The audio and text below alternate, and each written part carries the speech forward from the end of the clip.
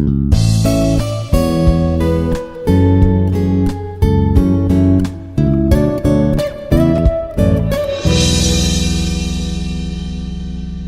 myself Dr. J. Glory, Associate Professor of Physics, Institute of Aeronautical Engineering.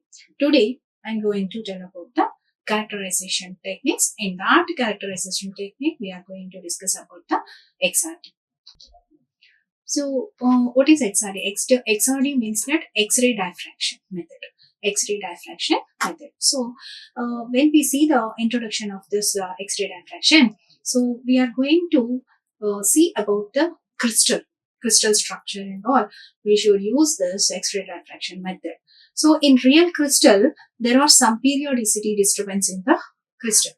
So, some periodicity disturbance, that is, as we know that crystals are two types, crystalline solids and amorphous solids. So, crystalline solids, the arrangement of atoms are periodic, that is, irregular manner.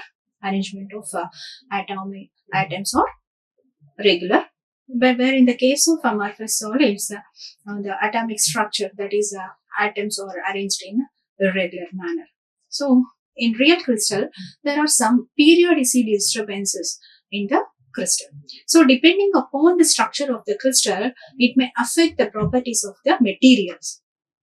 So, depending upon the structure of this crystal, many of the properties, crystalline materials can be changed. So, it is possible to study the crystalline material only after the discovery of the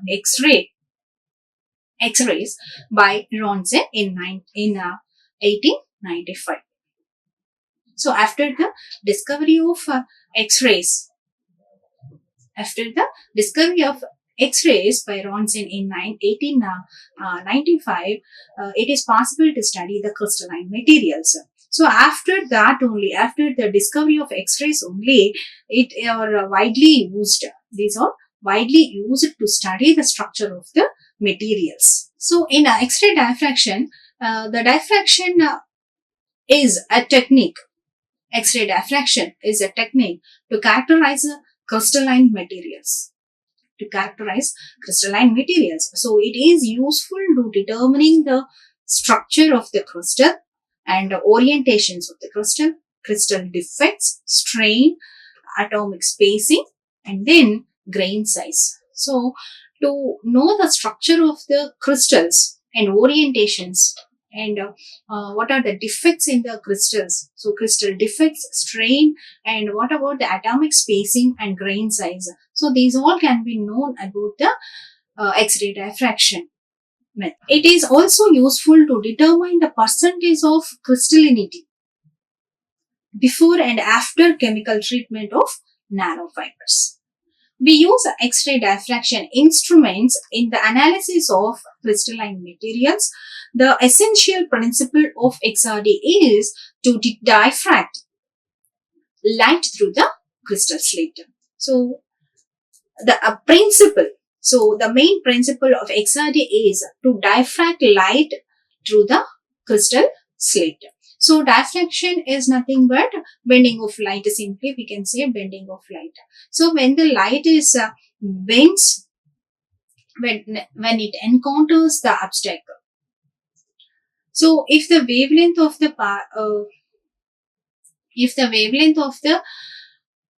light is comparable with the size of the obstacle, then the light bends and makes geometrical shadow on the screen. So, here the main principle of XRD is to diffract light through the crystal slit. So, production of X-rays. So, when fast moving electrons hit a metal target, a small percentage of their kinetic energy is converted into X-rays. So, suppose this is the source of electron source.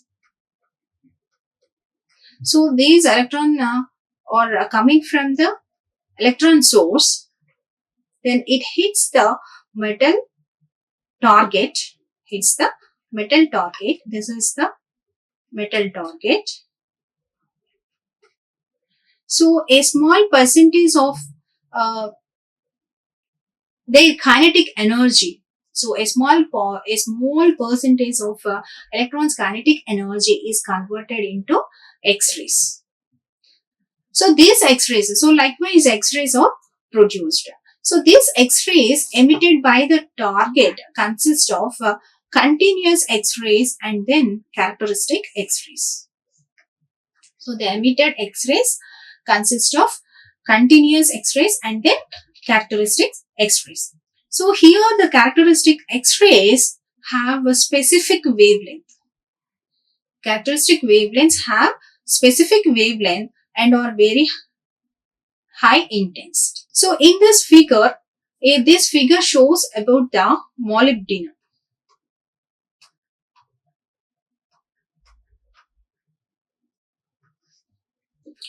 So this figure shows about the spectrum of X-rays emitted from a molybdenum. Molybdenum at the potential energy 35 kilowatts. At 35 kilovolts. So the characteristic radiations named as K alpha, K beta. K alpha, K beta.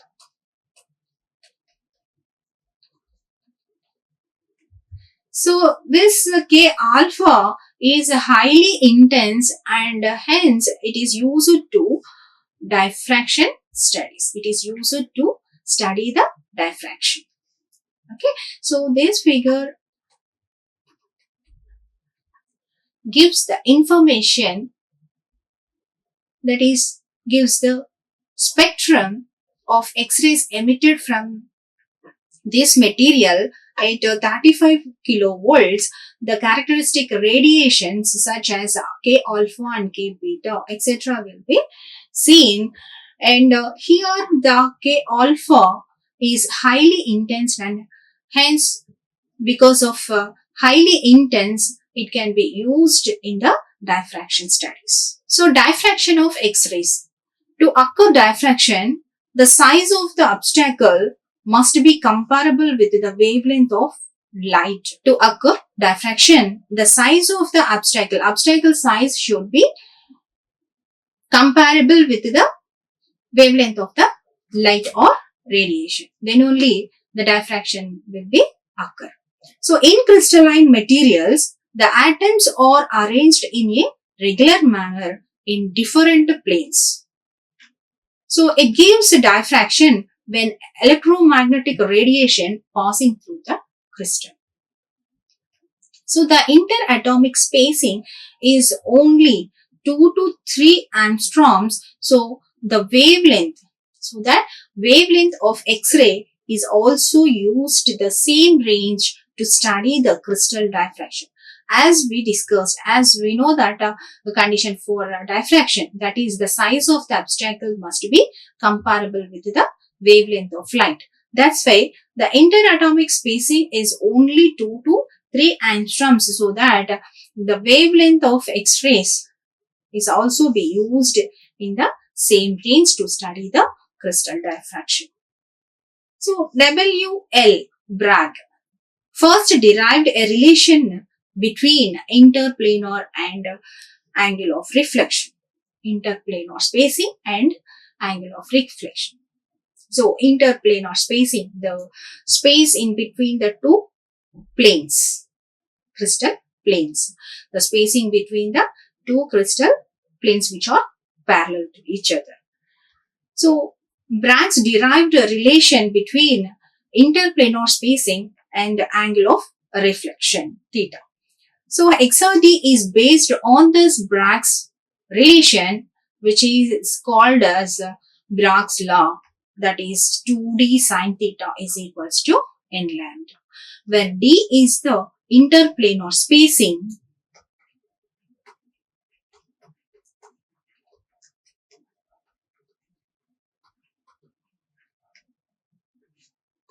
lambda is the wavelength, n is the order of diffraction.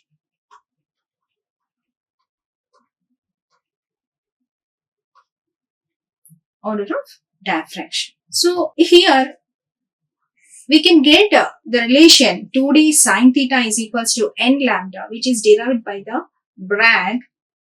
So what is the principle of this Bragg's law? Bragg's law states that X-rays reflected from different parallel planes of a crystal interfere constructively when the path difference is integral multiple of the wavelength of X-rays. So X-rays are reflected from different parallel planes. X-rays are reflected from different parallel planes of a crystal interfere constructively when the path difference is integral multiple of the wavelength of X-rays. Here in this figure, this is a lattice. So that is lattice is a representation of imaginary points which represents the atoms in a crystal. So these are the atoms. So when the light incident on the crystal, it diffracts. It diffracts. That is, X-rays reflected from different parallel planes. So this is one of the plane, and this is one of the plane, and this is one of the plane. That is a line joining through the lattice point is called crystal plane or lattice plane. So that these two are the planes which are parallel, and the distance between these two planes is d, that is interplanar spacing.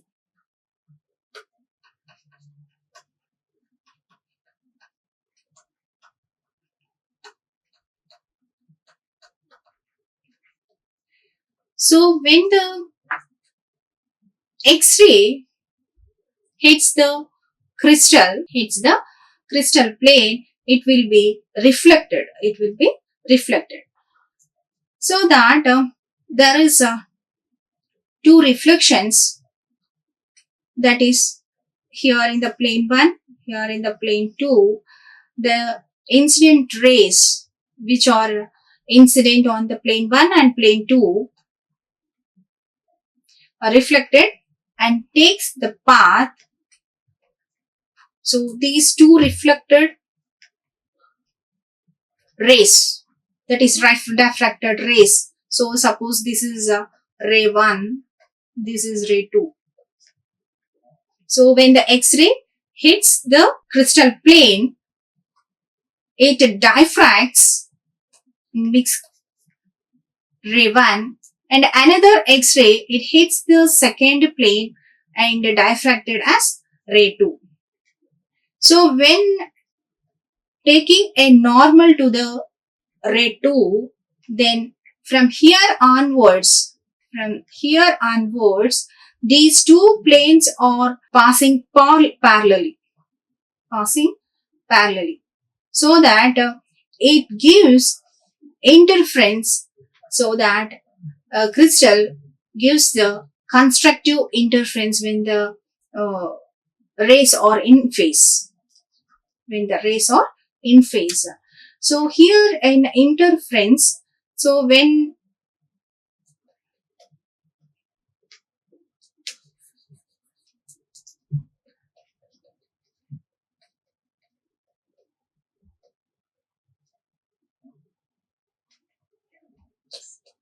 so interference is a phenomena, that is the modification in the intensity modification, the displacement of two rays. So here when they are in superposition region, so the intensity distribution, that is the modification in the intensity distribution when the rays are in superposition region, that is interference. In the interference, the pattern will be like this. So here when coming to the diffraction, the pattern is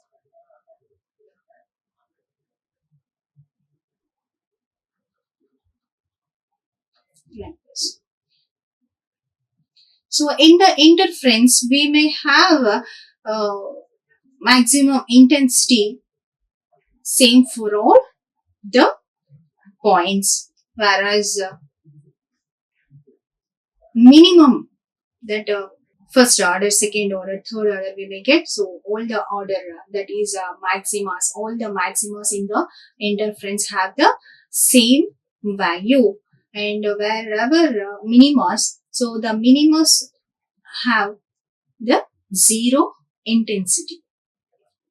Minimas have zero intensity in the interference. Well, coming to the diffraction, so the principal maxima have a high intensity. So this is the principal maxima. So it has high intensity, whereas coming to that minimas, so it is not a zero. So minimos does not be zero in the diffraction pattern, but it has some value. It has some value. So here what happens when incident X-ray 1 hits the crystal plane, so it diffracted as X-ray 1, and the plane that is when the second incident ray hits the second plane of a crystal, then it gives diffracted ray 2.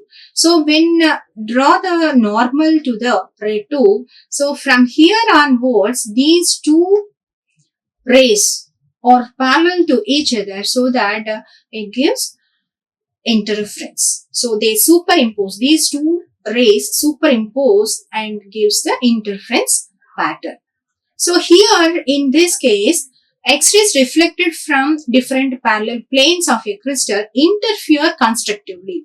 Interfere constructively. So when path difference is integral multiple of wavelength of X-rays. So constructive interference means, here if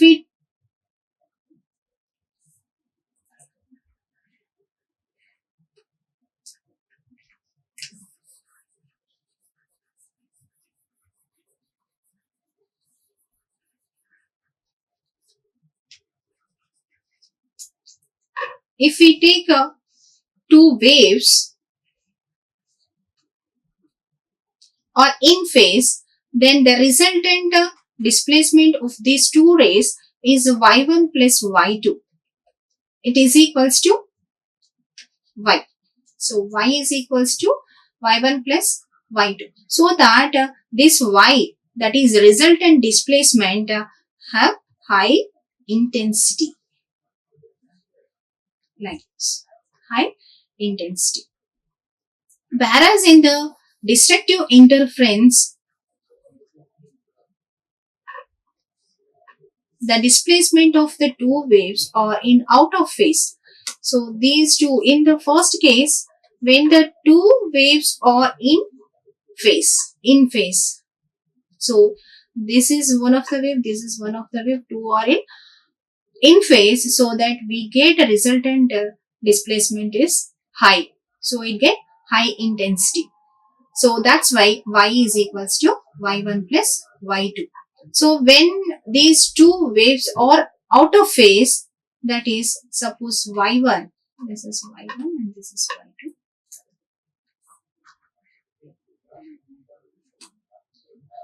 And y2 is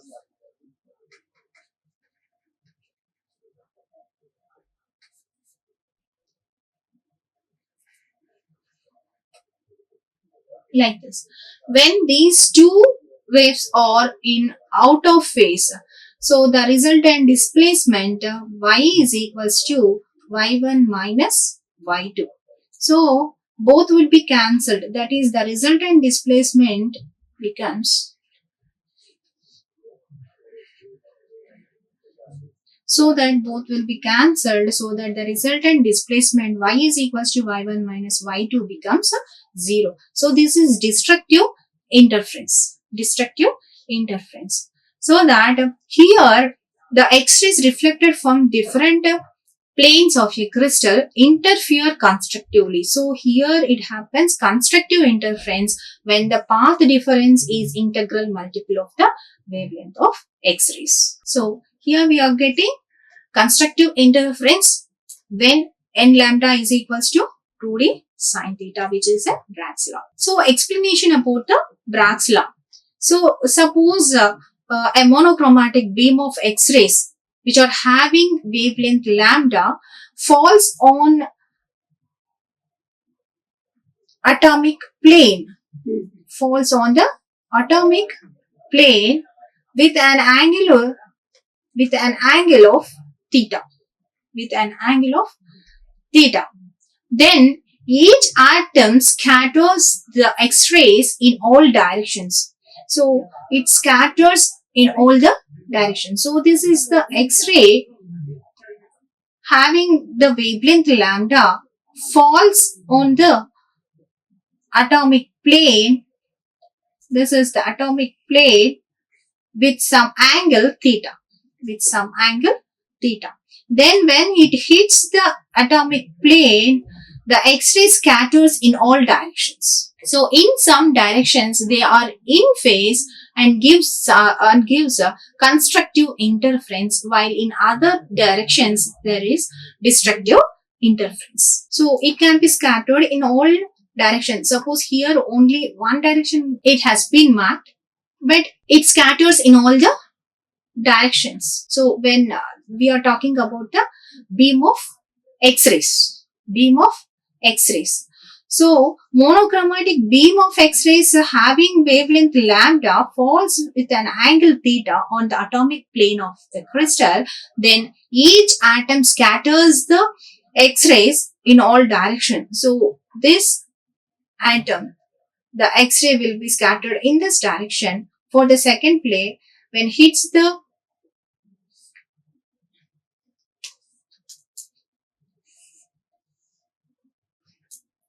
when this X-ray here, this X-ray when hits the second plane atom, then it scattered, the X-ray scattered in another.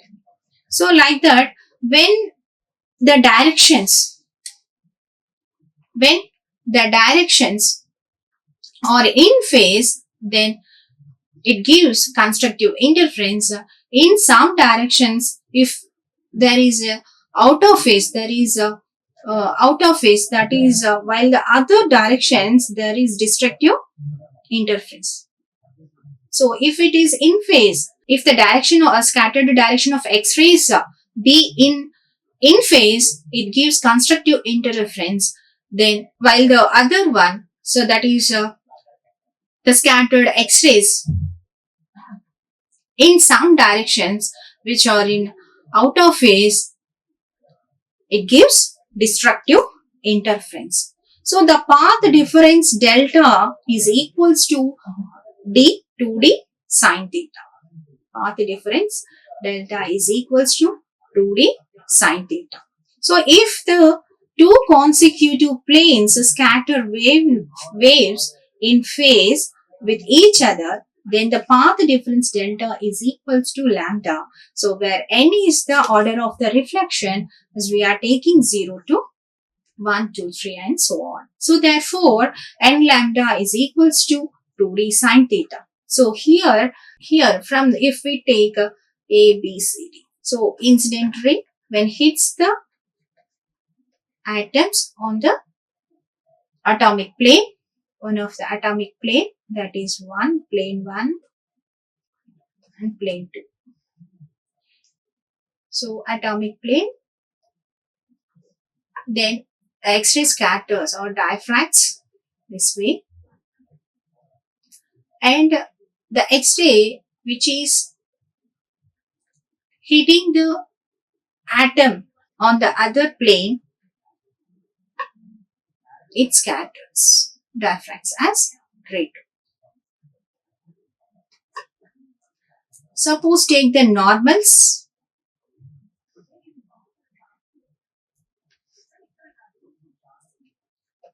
So from normals and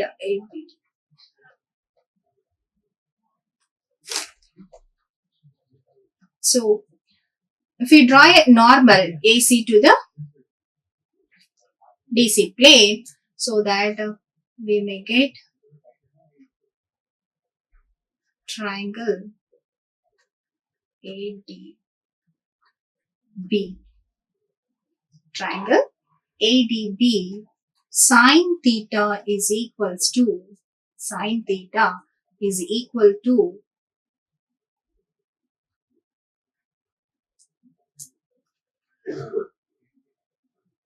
sine theta is equals to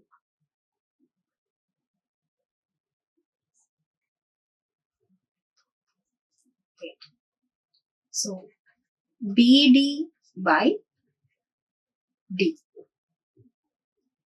So this implies D sine theta is equals to BD.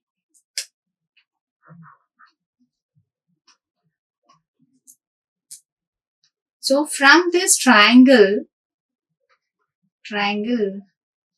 ADC, sine theta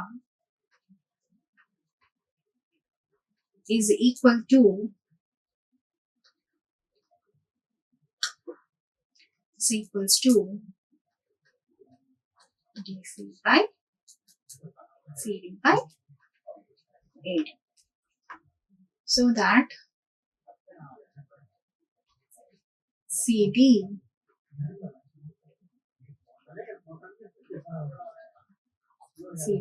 is CD by AD. So CD is equals to CD by D. So sine theta is equals to CD by D. So from this, CD is equals to D sine theta. So the path difference BD plus CD is equals to D sine theta plus D sine theta. So it is equals to 2D sine theta. So 2D sine theta. So the path difference is equals to 2D sine theta. So if the two consecutive planes scatter waves in phase with each other, then the path difference delta is equals to n lambda. So that n lambda is equals to, from 1 and 2, so n lambda is equals to 2D sine theta, where n is equals to order of reflection, that is 0, 1, 2, 3 and so on. So that's why here the path difference here. So the path difference between the two planes is 2D sine theta. So when it is consecutive planes which are in phase, then path difference is equals to n lambda. So that n lambda is equals to 2D sine theta. So this is the Brag's law. So the condition for in phase scattering by the planes in a crystal is n lambda is equals to 2D sine theta, which is known as Brag's law. So the maximum possible value of this theta is 1. So when the maximum value theta, for the maximum value of theta, n lambda by 2D is less than equal to 1. So that is, so n lambda is equals to 2D sine theta. So sine theta, the maximum value is 1. So that it is equals to 1. So n lambda by 2D. So this is 1. So n lambda by 2D. So less than equals to 1. So this sets the limitation on wavelength. So the wavelength lambda should not exceed twice the interplanar spacing to occur the diffraction. So if the diffraction has to occur, the wavelength lambda should not exceed twice the interplanar spacing. So this lambda should not exceed. So always this wavelength should be less than the twice of interplanar spacing. So that is D value. So this wavelength lambda should be less than Okay. So to occur diffraction, wavelength lambda should not exceed twice the interplanar spacing to occur the diffraction. So the intensity of diffracted rays is measured as a function of diffracted angle and the specimen orientation. So the intensity of diffracted X-rays is measured as a function of diffracted angle and then specimen orientation. So this diffracted pattern is used to identify the specimen's crystalline phases and to measure its structural properties. The diffraction peaks are accurately measured with XRD, X-ray diffraction. These diffraction peaks gives information about the homogeneous and inhomogeneous strains. If there is no homogeneous strain, the crystalline size of the nanoparticles D can be estimated from the peak width with the Scherer's equation. So the diffraction peaks we can see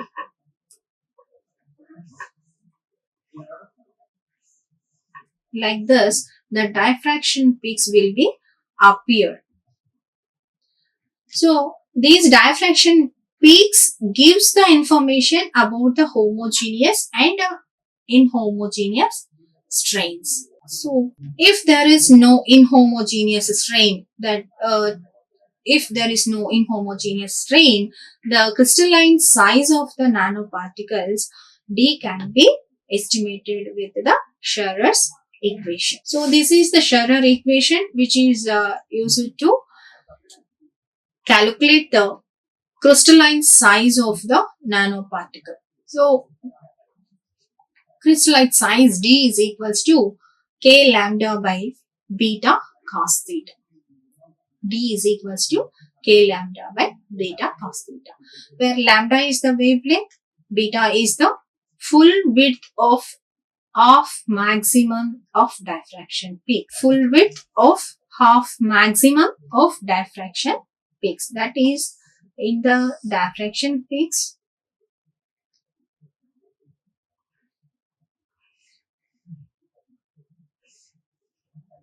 So like this, the full width half maximum means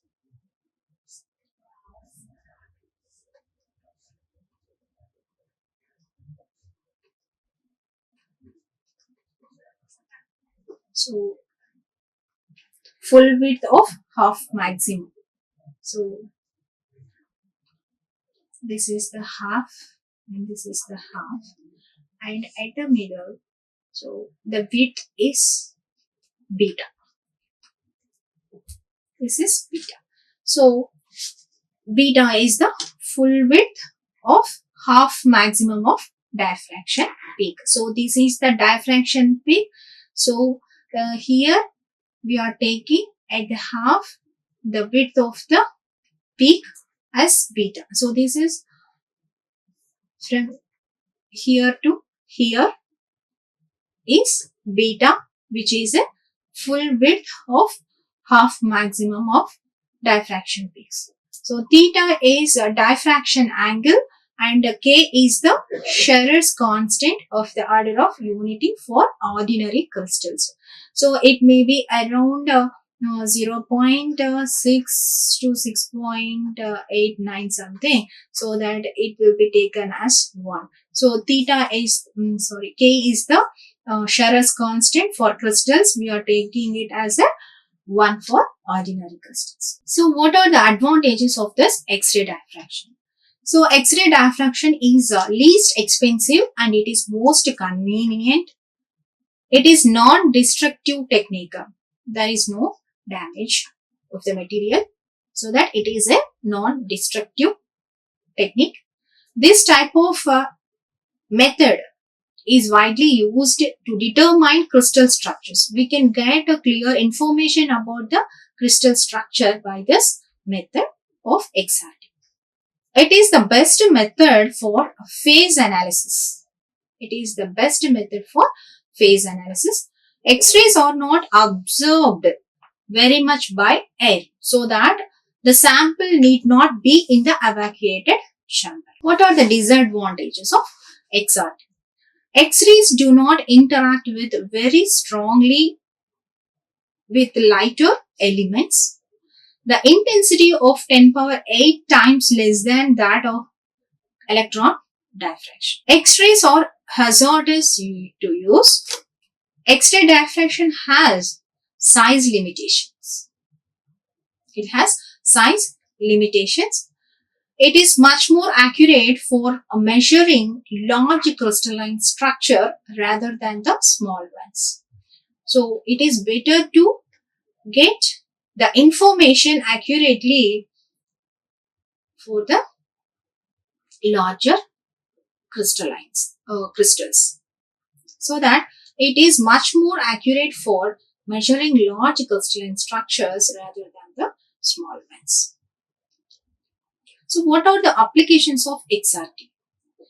Many industries use XRD in the fields of engineering, material science, environmental science, forensic science, geology, biology and glass production, etc. So, XRD is used in the agricultural and food as to determine the trace elements in the plants and foods. It is also used in the detection of insecticides on fruits and leaves.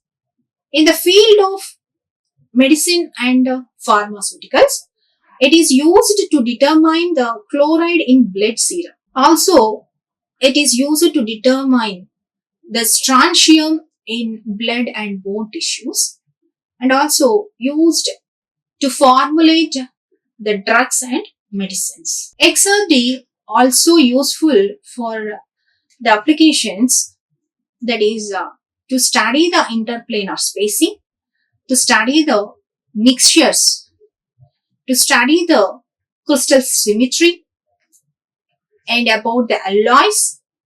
We can determine stress in the metals, and we can determine the particle size using this X-ray diffraction. The references are Engineering Physics by K. Tyagarajan, McGraw-Hill Education Private Limited, New Delhi.